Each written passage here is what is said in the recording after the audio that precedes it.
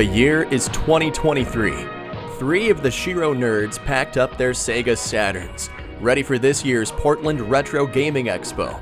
In lieu of last year's Saturn room, Sega Steve is letting us take over a part of his sales booth, covering it with a canvas banner that, when bent in the correct way, gives me a case of Leno jaw. As the show floor gets set up on Friday night, our own Saturn Dave goes classic old man on this mobile live stream. SHIRO became part of an official Guinness World Record, part of a group playing through 1-1 with the world's largest NES controller. These guys are going to play for like 5 minutes, and after that's over, John and I are going to go over to those buttons and play as well. One of you has to get up here and play on the D-pad. Okay, that works. It is a pain in the ass. Sweet. Okay. I'm on the Okay. Oh! On the giant G4 branded pad, with Pat manning the B button, the trio has some trouble. We got so far that It's so good. Okay, I'm going to do the other hard job. All right. Dave and Pat trade the role of cameraman, with Dave sticking it out to the world atop the D-pad. All right. Dave to the right. To the right. Don't stop. Don't stop. I got it. A for Adam, and John Hancock is on B, even though he doesn't seem to have a B in his name. Slow down. I will. Okay, here goes. Go. Oh, yeah! Giving it gas at just the right moments, they pull it off.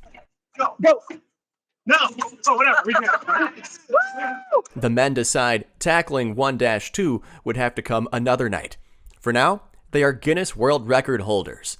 You can see Saturn Dave, Korlick, and Hancock immortalizing their names in the halls of Guinness paperwork. Not too long after, I flew in, met Pat and Dave for the first time in real life, laid eyes on my second wife behind the SHIRO booth, then we headed for the PRGE arcade. This is the first video game I ever played on an Atari 2600. Damn. Which one is it? Combat. Combat Evolved. It's just Combat a little. It's Evolved. like it's kind of it's very similar to Tank Game. Like I love Tank Game. You know, actually. Tank Game. It's beautiful, Dave. No, Game reset. Oh, here you go. There, you're shooting stuff. I'm supposed to move. Oh, here you go.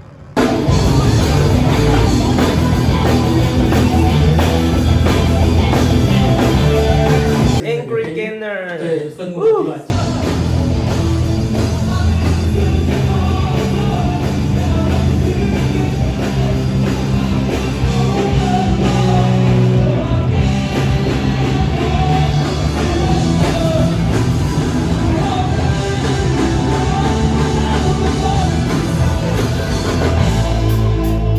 Among the classics, One-Legged Virtua Fighter 2. Oh God.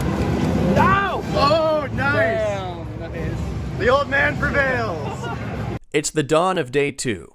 The trio eats a continental breakfast in preparation for a panel, centering around the Saturn's expansive homebrew scene. Our panel was scheduled at the same time as Angry Game Nerds, yet, surprisingly, we did have a sizable audience.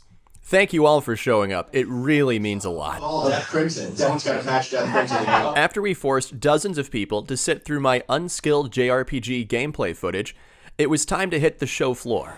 Sex Machine Gun, my favorite band. Many cool people visited our booth, including CubeCat's creator, Seven Shades. What you showing off here? So this is my homebrew game, CubeCat.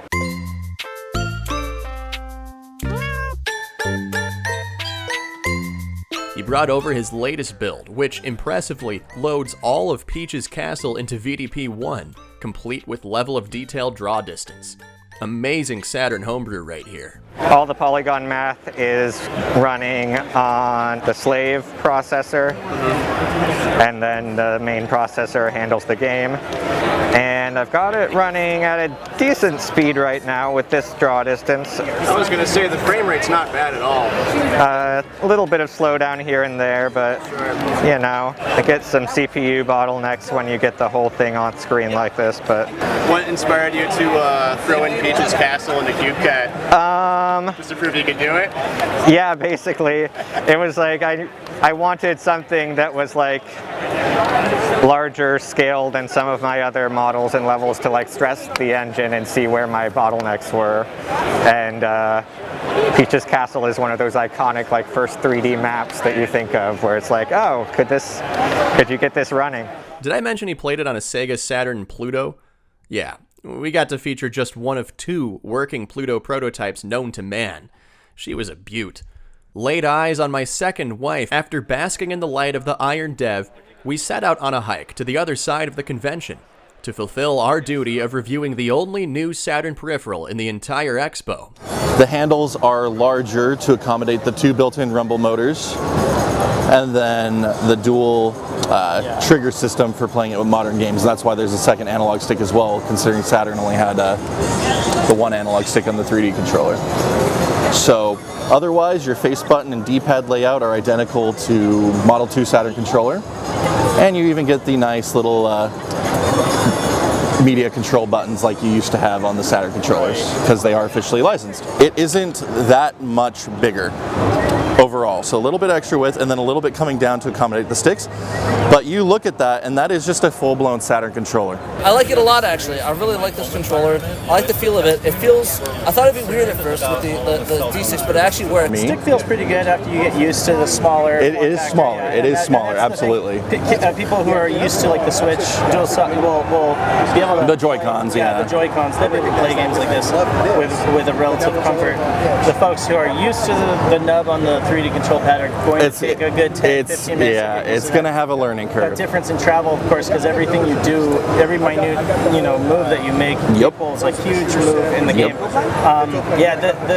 I know one with this kind of travel on those, everybody's like, why couldn't they make them analog, right? But I think that's because the Switch doesn't have analog. The Switch does not have analog unless you hook up a GameCube controller. But right, yeah, exactly. And I mean, how many, you guys are the Saturn experts, so you tell me how many analog trigger games are on the Saturn? Is it like racing Mech games, Warrior? Racing games primarily. Like Mech Warrior? Not a lot, but I mentioned it. And are they implemented to such a degree where it is actually useful? That's the question that I want to pose. Sure, analog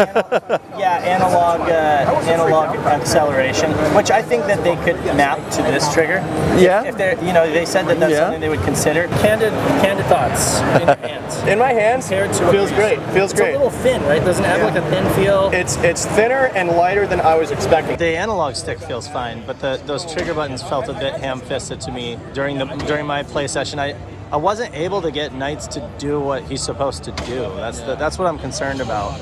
Back at our booth, one of our panel visitors, decked out in this fantastic Bomberman jacket, got a chance to try out the Bomberman Fight patch in progress. It's being made by Malenko. Seemed to know a lot about Bomberman, so I was going to recommend that they watch the Bomberman documentary on YouTube that's 8 hours long, only to find out this is the guy who made the 8-hour video about Bomberman. I highly recommend you check out his channel, RifeXD. And yeah, he made an 8.5-hour Bomberman documentary covering every game in the series. Really good stuff. A Japanese family came by to try the Pluto. Both parents here grew up with Saturn back home. You could tell she knew her stuff because she kept trying to soft reset with ABC Start. As she played Twinkle Star Sprites with her daughter, we challenged Japanese Dad to Virtua Fighter 2. His Kage motor skills still hold true. He whopped us clean. Who's got next? The show floor was massive. I still feel like I did not see everything that the show had to offer. It was insanely huge. On top of that, there were a ton of panels. Dave and I went to go see Tim Kitzrow's panel. He's the guy who voiced over the announcer in NBA Jam. A little while after we heard a few boom shakalakas and from downtowns, Pat and I went by Kitzrow's booth. Yeah, Babe Ruth in the Wax Museum, Jimmy. How many birthday candles you think they'd have to melt to make a wax Babe Ruth? Really nice guy. It was great to talk with him and visit with him. Got a poster and a book signed by Kitzrow to commemorate the occasion. As the day wound down, we got a chance to go to the auction dinner. Using more money than us Shiros would have been capable of shelling out, auction participants bought things like this Jaguar kiosk, a Virtual Boy kiosk, and N64 IQ. The tacos were serviceable and the company was pleasant. I actually had to get it working because the generator. Angry Game Nerd. Pat and I actually got a chance to meet James Rolfe at this auction dinner, and despite the persona he plays in his videos, he was an extremely approachable and nice guy. As cheesy as it sounds, what I'll remember the most about PRGE are the people. Old friends and new friends. Many of you came by to say hi, and every single time that happened, it meant the world to us. Community is a major part of what makes this hobby so special, and PRGE is a microcosm of the culture retro gaming has spawned. I cannot wait to come back, and I think the same can be said for the rest of the SHIRO gents. Thank you all for the good vibes, and for sitting through this collection of memories we made at this year's expo.